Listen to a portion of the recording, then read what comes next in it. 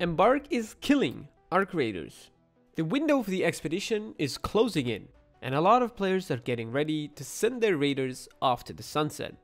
Yet, most of you are still unsure if you should pull the trigger or not. Well, the goal of this video isn't about arguing on whether it's worth it or not to do the expedition. The topic I want to discuss is the way Embark is doing it is completely wrong and moves the game in the wrong direction, and how we can possibly fix it. Originally, I was planning on making a very short video and just say what I think is wrong and why, but then as I started recording the video, I realized that I need to make an actual case for my arguments, so here we go. I'm not sure how long this video is gonna be now, but for those of you who are in a rush, here's my main point. Embark should remove the 1 million per skill point and either give you a fixed amount of skills, like 1 or 2 per reset, or completely stop giving skill points as a reward for the expedition. For the rest of you, this is going to be the perfect video to watch while eating, so let's get started. Now, before you scroll down and type that the game is still new and the expedition is optional, hear me out first. I like the game and I really enjoy playing it, but it doesn't mean it's perfect and we should just bury our heads in the sand and completely ignore criticism. Games die all the time, even if they're new. For example, one of my favorite games was Battlerite. The game was kind of successful at launch, but with a couple of wrong decisions, unfortunately, the game quickly and very sadly died. There's a very good video about its death. In fact, there's a whole series about different games dying. It's called Death of a Game. I'll link it down below. Definitely check it out, and perhaps you'll find out why your favorite game died too. Actually, we don't even need to look that far for a good example, because Embark's own first game, the finals, came out of nowhere and exploded at launch. It was phenomenal, and the game also looks really beautiful. In fact, it might be one of the most beautiful games I've ever seen or played. But take a look at this graph. Look how little of that player base stayed around, and sadly, it's only getting worse and worse. So even if you enjoy the game as it is right now and don't care about the expedition, it's in your best interest that Embark fixes it so it keeps a healthy player base and you can still keep having your fun and we don't lose it like we lost Battlerite. For those of you who don't know, Expedition in Arc Raiders is basically resetting your game, kind of like starting a new game after you finished it to experience it all over again. Now you might ask, why does this mechanic even exist, especially in an online PvP game? Well, imagine the state of the game right now. A lot of players are already in the so-called late game, where they basically have everything that they need and are sitting on the most powerful guns in the game. They have a lot of blueprints and so on. Now, a new player that's coming in is at a huge disadvantage. Sure, they might be able to win some fights and catch up a bit, but the longer this goes on, the worse and worse it will keep getting. Especially since this game doesn't and probably can't have a skill-based matchmaking. So essentially, it does two things. The first thing is, it incentivizes players to actually use their powerful gear. Basically, there's no reason for you to sit on all of your legendary gear if by the end of the month it's just gonna go poof. Might as well use it all and have fun and actually experience the endgame, which then leads to PvP actually being meaningful. Killing someone has the likelihood of getting good loot because people actually have a reason to use them, which makes every round much more meaningful. When you have a reason to bring your best gear, you obviously don't want to lose it, so you're much more careful at picking your fights. Also, you actually have a chance of getting even better gear if you take the risk of fighting someone. The second thing a wipe does is it lets players experience everything that the devs have changed or added. They might have added new quests or new early game gear, so when you have a fresh start, you get to experience everything naturally and not be at a disadvantage for trying it. Now, the problem with Arc Raiders. What we have to understand is that Arc Raiders is not a competitive game. And I don't mean that there's no competition in the game, but that there's no ranking. Why? Because it's basically impossible to have any tangible way of ranking or having a skill-based matchmaking. Games like chess, Counter-Strike, Valorant, League of Legends are all zero-sum games. For someone to win, the other one has to lose. Games like Rust, V-Rising, Tarkov, and Ark are not zero-sum games. There isn't even a winning or losing concept. Sure, you might consider dying as losing, but extracting is hardly winning. You can extract by not looting at all, or just go in with free loot, grab a couple of boxes, craft yourself a hatch key, and just go out as soon as possible. And having PvE elements only make this harder. So what's Embark's philosophy with art creators? Embark wanted to bring these reset concepts to the casual players. Average people who have a job and a life and just can't spend all day grinding gear between each wipe. It's just not enjoyable for someone to barely make any progress and lose it all before to getting actually experiencing it. Again, I'm talking about the average and majority, not you specifically. And whether you like it or not, for a game to be successful, it has to appeal to casual players.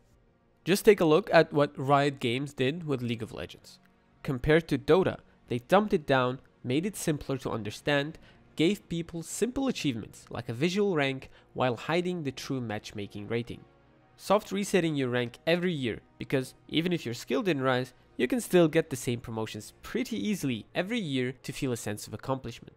I'll be drawing parallels with League of Legends because I've played it for so long and even on a semi-professional level, so bear with me. Embark's solution was to give something to everyone, which is a smart move. It has come up with a pseudo-ranking thing called trials. These are not skill-based and do not resemble anything meaningful at all, other than how much time you have. You can just open Metaforge and look at what the best spots are for specific things like Leaper spawns, and then load into a night raid, follow the specific route, and basically complete them with zero risk. Especially if you're not doing it solo, since the points are accounted for everyone in the party and are not split up between them. But still, it's some form of a leaderboard and a rank that gives people a reason to grind beyond just gear and levels to dick measure and compare to each other. And the casual players can still participate, get the 3 stars, feel like a good boy just like in primary school, get some rewards for it, and all of this can be done while just playing normally most of the time anyway. They've also made the wipe optional, and this is where everything sadly falls apart. And before you say it's optional, if you don't like it, don't do it, it directly affects every single player, including those who don't want anything to do with the wipes. Embark is once again trying to cover both types of players. The hardcore ones who will reach endgame very fast and will have nothing to do, will have the option to reset. And the casuals will not be afraid of losing out on reaching the endgame and enjoying their loot before being forced to reset.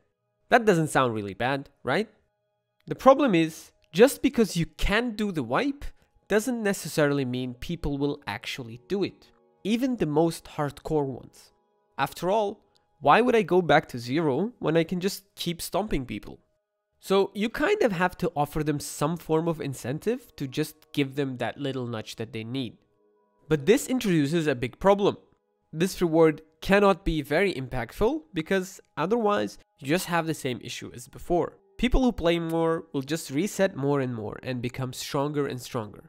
So you're basically back to where you started, maybe even slightly worse. When making these type of design choices, you need to understand human psychology.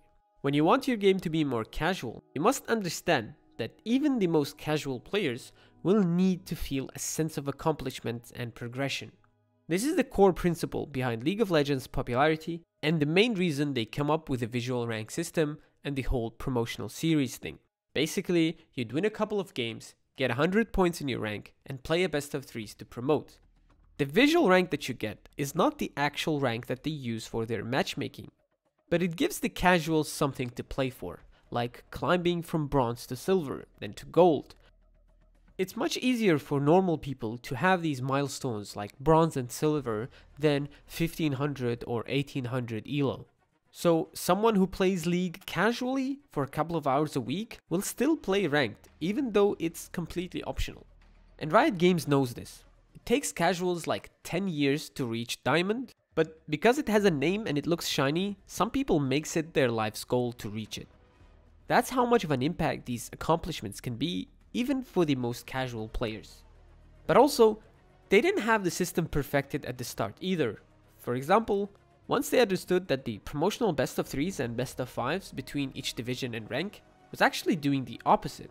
It was actually putting pressure and anxiety on people, so they completely removed it. Now you just rank up when you hit 100 points. So when you add this mechanic of wipes and especially give rewards for it, even the most casual players will want to do it. Even more so if they're unique to each wipe. And I cannot emphasize this enough. Even if it's optional, people might not do it every single cycle, but the pressure and fear of missing out of doing it or getting the reward will always be there in some capacity. Even from my own experience. I play with people who insist that they don't care about the expedition and will never do it because they don't want to lose their blueprints.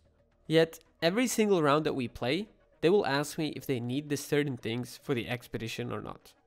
This thing works at a subconscious level. Even if they think that they don't want to do it, the thing is there like a quest or a mission to complete, or in case they would change their mind in the future. And remember when I said the reward cannot be something game-changing because it reintroduces the same problem or makes it even worse? Well, let's actually take a look at what Embark is giving you for the expedition right now. Let's start with the temporary ones. XP boost is fine. It's just there to make the reset less of a hassle, so you get to your previous point of having all the skills that you got used to a bit quicker, but not in a big or any meaningful way. The 6% scrappy bonus is basically nothing. 0.3 of an item at level 1, and even if you max out scrappy, it's 0.46 of an item per successful extract. This thing might as well not exist. And the final one, and here's the biggest reward that's actually the main topic of every single expedition discussion, the 5 skill points, or should I say up to 5 skill points. And here you might argue that these are actually useful and can be game changing. And here's the reason why I say it's not that big of a deal. Let's take a look at this skill tree. 90% of them are not only useless, like this melee doing damage to flying arc, but literally don't do anything, like most of the yellow skill tree. The really useful ones are unlockable with the base 75 points. So giving you a couple of extra points to unlock these random pseudo skills doesn't actually do that much and is not such a big deal. And right now, we don't even know if you'll be getting the skill points at level 1 or you'll have to skill up beyond level 75 to get them. But regardless, you still need to keep leveling up to keep unlocking the skill points anyway. So if I'm saying they're not that big of a deal, why is it a problem then? Because of how it affects the game. And specifically, the way you get the expedition itself and those 5 skill points. It all comes back to the human psychology thing. People will want them regardless. The way it's set up right now, it incentivizes hoarding. Since resetting is not forced, nothing really forces people to bring out their good loot. And since you get rewarded for your stash value, even the hardcore players won't bring their expensive gear because they want to maximize their expedition reward.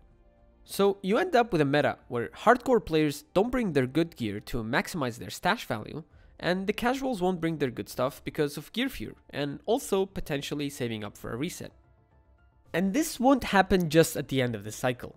It will happen the entire time, because players already know that they need to save up 5 millions, if not more in the future. Because even this 5 million figure came out of nowhere, and no one was ready for it. In fact, I think even Embark didn't know until last minute. Even crafting stuff in this game costs you money, so there would be no point in crafting the good weapons at all. Why craft an equalizer when selling the queen core nets you more money? Why even take on the queen? You can farm more money, more efficiently, less risky, by running through assembly and leaving in under 3 minutes. Why fight anyone at all?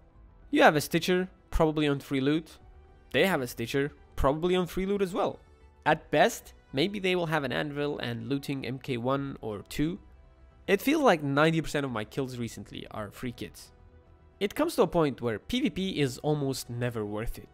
Because you are spending time and resources and taking on risks for very little reward. You won't even loot the guy because you won't find good stuff on him anyway, in 99% of the time. Not even the shield recharger that you spent during the fight because they use their only one too. And you might even get shot while you're looting because you made a lot of noise and now everyone knows that there's someone low HP there. A PvPvE game suddenly becomes a looting simulator There is no reason to kill the queen. There is no reason to kill other players. Yes, you can do all of this for fun, but you need to understand that a game meta is unavoidable. And it's the developer's job to make fun the meta. No matter how much you want to cope or deny it, there will never be balance, and there will never be a play for fun majority. It's just human nature to do stuff as efficiently as possible and use as much of an advantage as they can get. In fact, it's nature's nature. Efficiency is literally the whole point of evolution. Even in a fully PvE game like Helldivers, where there's basically no competition and you're just playing against bots, there is still a meta. So, no matter how many champions Riot Games adds, no matter how many items they make, there will always be a meta build on every single champion and a meta champion roster. And unless Riot Games or Arrowhead intervenes and shakes up things a bit, the game will become repetitive and boring and people will stop playing it. And that's what Arc Raiders is risking to become. Just take a look at what the content for this game looks like right now.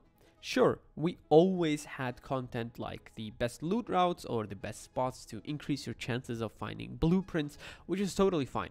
It's just game content and people just want more efficient or just better ways of progressing in the game. But now, in contrast, we have content that explains to you how to min-max the game experience, where it becomes almost like a job rather than the game.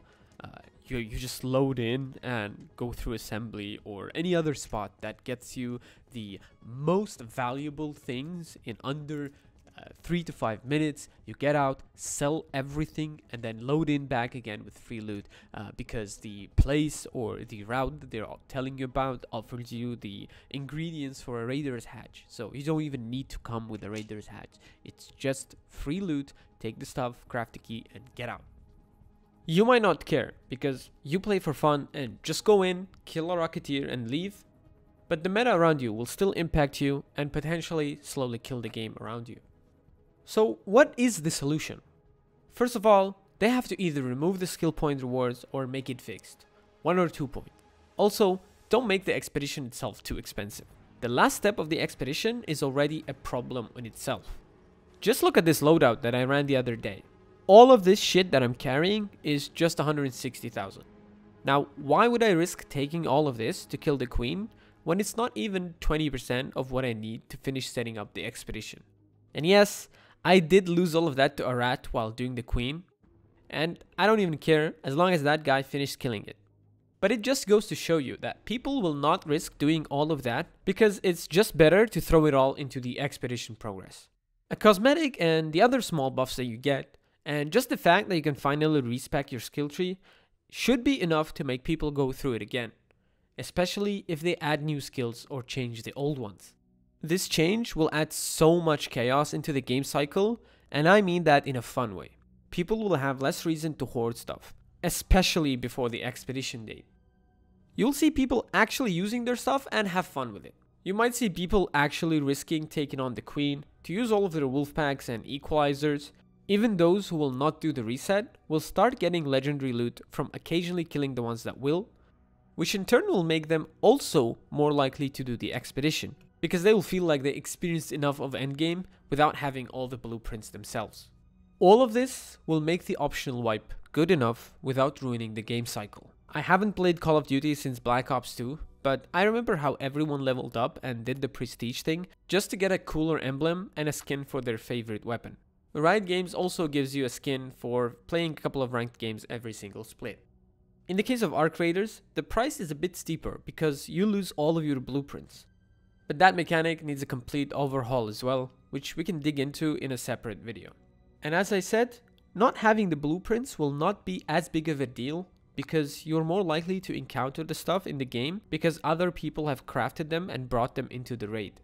But for now, Embark really needs to cook with their skin rewards, because if it ends up being a shitty duck hanging from my ass that I can barely see, I'm gonna lose my shit.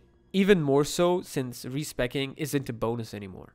Lastly, I saw a suggestion on Reddit that says you should be getting points for conditions such as killing the queen and doing all the quests and so on. And in my opinion, that's still bad design. Don't force yourself into thinking inside the up to 5 point system that they introduced. In fact, I think Embark already are looking into changing it for the next expedition. I think Embark are still unsure of what they want from this game. So far, they're keeping a good pace with new content, but is it enough? I don't think so. They need to figure out how to make hoarding not an issue. Something like giving you an option of picking 2 out of 5 random blueprints for your next reset. Again, this will only be for your next reset and they will not stack. Temporary buffs like upgrades or repairs become cheaper, or increase the cap of how much the traders can sell you per day, or maybe 10% discount with traders as well. I will not be surprised if Embark themselves are gonna completely change everything around the expeditions in the upcoming months. But forcing people into doing things like the Queen or the Matriarch is not good design. Yes, even if you make it optional, but we went through the optional psychology thing already. Pushing people towards something won't solve that issue. These are symptoms or secondary issues that will resolve themselves by removing the incentive of hoarding. Want people to take on the Queen more? Give her core a reason to exist, other than crafting 2, and let's be honest, useless guns that are also behind the Queen event. Just like the keys in this game that you find often send you to a different map, make a really good, fun gun require her core. But don't tie that gun to the Queen event as well. Some people haven't even done the Harvester, so they don't even know what a Queen core looks like. Now, if they found a blueprint of a cool gun, and turns out it requires a Queen core, now they might have the idea of going and doing the Queen. As it is right now, it's a closed loop. Why should I do the Harvester if I can't kill the Queen anyway? Why should I take on that much risk and potentially lose my time and gear when I need to save up for the expedition? Doing the Harvester should give you a reward that you can use elsewhere, and vice versa. Things outside of the Queen event should give you a reason to do it. They actually did this thing with the Aphelion today, so there's actually hope. And no hoarding means people might actually try and craft them and use them too. Speaking of events, don't make them during fixed times. Some players literally cannot make some events because of their schedules and time zones. Move them around, randomize them a bit. There are even windows where there are no events happening at all, and then you have 2 Harvester events back to back. That just doesn't make sense. There are other things that I would like to discuss about this game, like the blueprint system, the gun balance, and the whole damage curve, and the problem with free loot. So let me know if you'd be interested in that.